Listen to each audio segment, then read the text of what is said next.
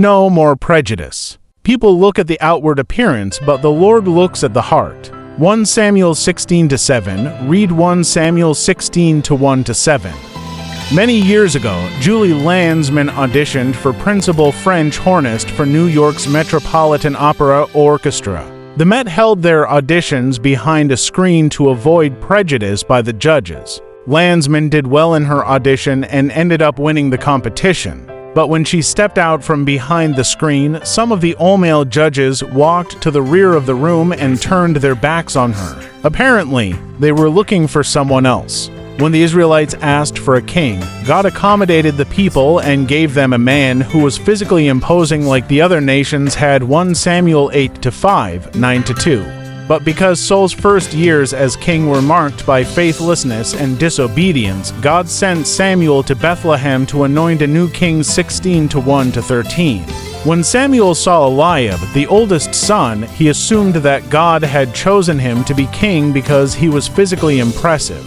But God challenged Samuel's thinking.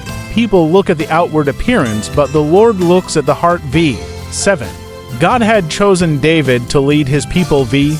12. When evaluating people's ability and suitability for his purposes, God looks at character, will, and motives. He invites us to be attuned to see the world and people as he does, focusing on people's hearts and not their outward appearance or credentials. By Marvin Williams, Reflect and Pray. Why is it vital not to judge someone based on personal prejudices? What does it mean for you to have a true heart for God? Compassionate God, please help me not to evaluate people based on their appearances. Turning Point.